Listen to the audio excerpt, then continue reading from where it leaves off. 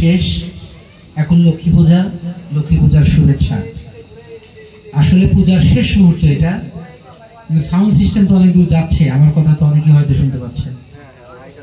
আপনাদের এই লক্ষ্মী পূজায় শুভেচ্ছা জানানোর জন্য আমি রায়গঞ্জ উপজেলা ছাত্র দলের সিনিয়র যুগ্ম আহ্বায়ক মোহাম্মদ বাদশাহ ফাহাদ আব্বাসী উপস্থিত হয়েছি। আমাদের মাঝে আরো উপস্থিত আছেন চান্দাইগঞ্জ ইউনিয়ন স্বেচ্ছাসেবক দলের সুযোগ্য আহ্বায়ক বুলবুল ইসলাম, সদস্য সচিব এস.এম. শাহাদুল ইসলাম, চান্দাইগোনা হাজী ওয়াহেদ মরিয়ম অনার্স কলেজ ছাত্র দলের শ্রেণীসপদ সাধারণ সম্পাদক ফাহিম মুনতাসির, সাংগঠনিক সম্পাদক সিয়াম আল হাসান জিসান এবং চান্দাইগঞ্জ ইউনিয়ন ছাত্র দলের সুযোগ্য সিনিয়র সহসভাপতি জাকির হোসেন সরকার, কলেজ ছাত্র দলের প্রচার সম্পাদক শামু শেখ সহ উপস্থিত আছেন ইউনিয়ন ছাত্র দলের বিজ্ঞান ও প্রযুক্তি বিষয়ক সম্পাদক। আমি এই জায়গাটাতে এসেছি, আসার পিছনে আপনারা ইনভাইট করেছেন, এটা তো কারণ আছেই, আরো একটা কারণ আছে, সেটা হচ্ছে আমি একটা চিঠিচারণ করব। 2018 সাল জাতীয় সংসদ নির্বাচন, আমাদের প্রয়াত সাবেক সংসদ সদস্য জনাব আলহাজ আব্দুল মান্নান তালুকদারকে সাথে নিয়ে আমরা এই আকবরিয়া বাজারে ক্যাম্পেইন করতে এসেছিলাম। সেই সময় এই এলাকায় আমরা কল্পনাও করতে পারি নাই যে আলহাজ আব্দুল মান্নান তালুকদারের মতো একজন প্রবীণ ব্যক্তির উপরে হামলা হতে পারে। আমরা কার্যক্রম শুরু করতে না করতেই অতর্কিত হামলা, কিন্তু আব্দুল মান্নান তালুকদার একদম অনড় ভাবে চেয়ার থেকে উঠছে না, স্টিল বসে আছে, সে তাকায় আছে কারা হামলা করে না। আমরা যেটা কল্পনা করতে পারি নাই, মান্নান তালুকদার তো সেটা আসলে কোনোভাবেই ভাবে নাই যে আমার মতো একজন প্রবীণ ব্যক্তির উপরে এখানে হামলা হতে পারে। তো যাই হোক, ওনাকে জোর করে উঠানো হয়েছিল, উনি উঠবেন না। ওনার টেবিলে যখন চেয়ার দিয়ে আক্রমণ করল, তখন আমরা বুঝতে পারলাম যে আসলে এনাকে রাখা যাবে না, জোর করে ওনাকে আমরা ওখান থেকে উঠালাম। এই পর্যন্ত আসার পরে বিপি আইনুল হক ভাই আহত, গাড়িতে আমরা মান্নান চাচাকে উঠায় দিলাম, কিন্তু দুর্ভাগ্যবশত আমি গাড়িতে আর উঠতে পারি না। তা আমি যে আকবরিয়া বাজারের কথা বললাম, যেখানে আলহাজ আব্দুল মান্নান তালুকদার হামলার শিকার হয়েছিল, এটা কিন্তু এই এলাকার জন্য একটা কলঙ্ক। যারা হামলা করেছেন তারা এখন নিজেরাই লজ্জিত এবং নিজেরাই আতঙ্কিত। আমাদের পক্ষ থেকে তাদের প্রতি কোনো হুমকি নাই। রাষ্ট্র নিয়মে চলবে, কেউ অন্যায় করে থাকলে রাষ্ট্র তার বিচার করবে। আমরা যে ব্যক্তিগতভাবে বিচার করব, আইন হাতে তুলে নেব, সেই সুযোগ তারেক রহমান আমাদের জন্য রাখে না। এরপর আমি যখন গাড়িতে উঠতে পারি নাই, ঠিক এই ডান পাশেই কয়েকটা বাড়ি যাওয়ার পরে একটা বাড়িতে আশ্রয় নিলাম। সেই বাড়ির লোকজন আমাদেরকে ভিতরে রেখে বাইরে দরজা আটকা দিল এবং বলল, বাবা কোনো চিন্তা করো না, তোমরা এখানে নিরাপদ, যত যা হবে আমরা দেখব। আমি এবং জাহিদ ভাই, উপজেলার সাবেক ভাইস চেয়ারম্যান, এক রুমে, সম্ভবত ওনার বেডরুমই হবে। আমি খুব বিব্রত বোধ করতেছিলাম যে একজনের বেডরুমে এইভাবে ঢুকলাম। আসলে জীবন বাঁচানোর জন্য যেটা করতে হয়েছে সেটাই করছি।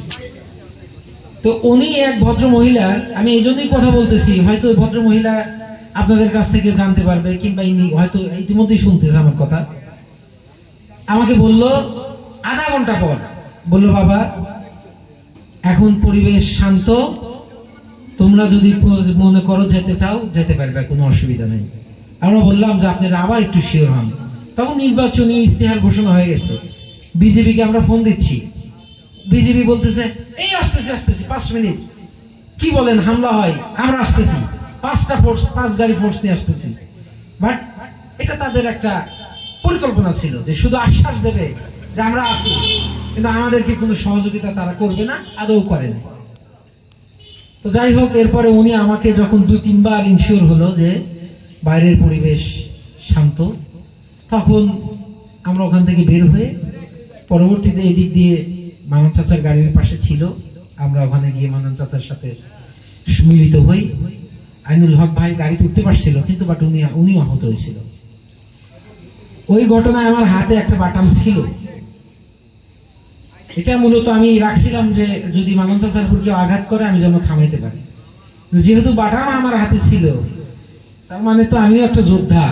যদি সেদিন ওই বাড়িতে আশ্রয় না পাইতাম তাহলে আমার পাইলে আর থাকতো না। এটা কিন্তু আপনাদের উদারতা। আমি বিশ্বাস করি যে ওই হামলার পিছনে মূল ইন্ধনদাতা এই গ্রামের মানুষ না, কিন্তু যারা আমাদেরকে সুরক্ষা দিয়েছে তারা এই গ্রামেরই মানুষ। আমরা তাদের প্রতি কৃতজ্ঞ। আমার ব্যক্তিগতভাবে উচিত ছিল 5 তারিখের পরই এসে, ওই মাকে তো আমি দেখি নাই, ওনার সাথে আমার দেখা হয় নাই। ওনার ঘরে ঢুকছি, উনি বাইরে থেকে দরজা লাগাই দিছে, আবার খুলে দিছে, আমরা চলে আসছি। বাট খুঁজে ওনার কাছে কৃতজ্ঞতা স্বীকার করা আমার উচিত ছিল। তো যাই হোক, আসতে পারি নাই। এখন আমি আপনাদের মাধ্যমে ওনার কাছে কৃতজ্ঞতা স্বীকার করে গেলাম। আর একটা কথা, সনাতন ধর্মাবলম্বী ভাইদের প্রতি একটা কথা, মানুষ সবসময় দূর থেকে অনেক কিছু মনে করে। একজন মানুষের হৃদয় ভরা কষ্ট, কিন্তু মনে করে উনি অনেক সুখী। আবার অনেক সুখী মানুষ কিন্তু মনে করে উনি হয়তো দুঃখী। তা আমরা 17টা বছর দূর থেকে মনে করতাম সনাতন ধর্মাবলম্বী, হিন্দু ধর্মাবলম্বী ভাইদের ভোটটা মনে হয় আওয়ামী লীগের জন্য একদম রেজিস্ট্রি করা, কলা করা। এটা আমাদের ভুল ছিল। আমরা এই জন্যই আপনাদের কাছে আসার সিদ্ধান্ত গ্রহণ করেছি। কাছে গিয়ে আপনাদের সাথে একটু কথা বলবো, যেন আপনারা বলতে না পারেন আমাদের কাছে তো কখনো আসেন নাই।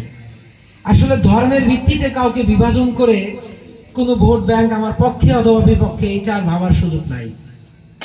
আপনারা বাংলাদেশের নাগরিক, একজন নাগরিক হিসাবে আপনার যে কর্তব্য দায়িত্ব, আমারও সেম কর্তব্য দায়িত্ব, সেইখান থেকে এসেছি। আপনারা ধানে শীষে আস্থা রাখবেন, এটা আপনাদের প্রতি আমাদের উদাত্ত আহ্বান। তারেক রহমান 17টা বছর দেশের বাইরে অবস্থান করে সে তার মাকে বন্দী হতে দেখেছেন, তার একমাত্র ভাইকে মারা যেতে দেখেছেন, এবং তার দলের অসংখ্য নেতা কর্মীকে গুম হতে দেখেছেন, খুন হতে দেখেছেন। এই সমস্ত দুঃখ কষ্ট তার হৃদয়কে এক অনন্য পর্যায়ে পৌঁছে দিয়েছেন। প্রতিহিংসার রাজনীতি তিনি আর বোঝেন না। এই যে 5ই আগস্টের পর থেকে তার মুখ থেকে কি একটা বারের জন্য প্রতিশোধ, প্রতিহিংসার বার্তা আপনারা কি দেখেছেন? মোবাইল চালাইলে কিন্তু আপনি চান বা না চান অনেক রকমের ভিডিও চলে আসে, তারেক রহমানের ভিডিও আসে না? ওনার কাছে প্রতিহিংসা নাই, উনি ভুলে গেছেন। ইংল্যান্ডে 17টা বছর থেকেছেন, আমরা বিশ্বাস করি। আমার পরিবারের লোকজন কিন্তু ইংল্যান্ডে থেকেছেন, সবাই ব্যারিস্টারি পড়াশোনা করেছেন, ওখানে প্র্যাকটিস করেছেন। ওই দেশে প্রশ্নপত্র একটা বানান ভুল হলে এডুকেশন মিনিস্টার পদত্যাগ করে, রিজাইন দেয়। তো উনি শেখেন নাই। আমার বিশ্বাস যে তারেক রহমানের হাতে যদি বাংলাদেশ আপনারা দায়িত্বভার দেন, তাহলে বাংলাদেশেও একদিন এরকম হবে যে সড়কে যানজট হয়েছে, যোগাযোগ মন্ত্রী পদত্যাগ করেছে। এইটা বাংলাদেশে হয়তো সম্ভব হবে না যে রানা প্লাজা ধ্বংস হয়ে হাজার হাজার মানুষ মারা গেছে আর হোম মিনিস্টার বলতেছে যে বিক্ষুব্ধকারীরা ঝাঁকাঝাঁকি করছে, ভেঙে গেছে। এটা এই বাংলাদেশ। কিন্তু আগামীর বাংলাদেশ এরকমই হবে। বিদ্যুৎ নাই, বিদ্যুৎ প্রতিমন্ত্রী পদত্যাগ করেছেন। যদি তারেক রহমানের হাতে বাংলাদেশ আসে, রাস্তায় যানজট দেখা দিলে যোগাযোগ মন্ত্রী পদত্যাগ করবেন। কৃষক ফসলের ন্যায্য দাম না পাইলে কৃষিমন্ত্রী পদত্যাগ করবেন। এটা আমার বিশ্বাস। তার জন্য সময় লাগবে। আপনাদের কাছে উদাত্ত মানে করজোড় আহ্বান, আমাদের ব্যক্তিগত কোনো আচরণের কারণে তারেক রহমানকে আপনারা বলি দেবেন না। আমি ফাহাদ, উপজেলা ছাত্র দলের সিনিয়র যুগ্ম আহ্বায়ক। এর বাইরে কি আমার কোনো পরিচয় নাই? আমি আব্দুল মজিদ মাস্টারের ছেলে। আমি কোনো অন্যায় করলে বলেন, চান্দাই কোনা মজিদ মাস্টারের ছেলে অন্যায় করছে, ও ভালো না। এইটা না বলে যদি বলেন যে বিএনপির ছেলে অন্যায় করছে, বিএনপি ভালো না, এটা কিন্তু ইনজাস্টিস হবে। তারেক রহমান যদি আপনাদের বিশ্বাস ভঙ্গ করে, আপনাদের সাথে যদি কোনো অসৎ আচরণ করে, তখন আপনারা তারেক রহমানের বিরুদ্ধে ব্যবস্থা নেবেন। তার দলের কোনো নেতার অসৎ আচরণের কারণে নেবেন না। তারেক রহমান একটা কথা বলছেন, আমার বক্তব্য একটু লম্বা হচ্ছে, এত লম্বা কথা বলি না। 5 তারিখের পর থেকে কয়েক হাজার নেতা কর্মীকে তিনি বহিষ্কার করছে বিভিন্ন অভিযোগে। পুলিশিং এর দায়িত্ব কিন্তু বিএনপির না। সংগঠন থেকে বহিষ্কার করছে মানে কি? এখন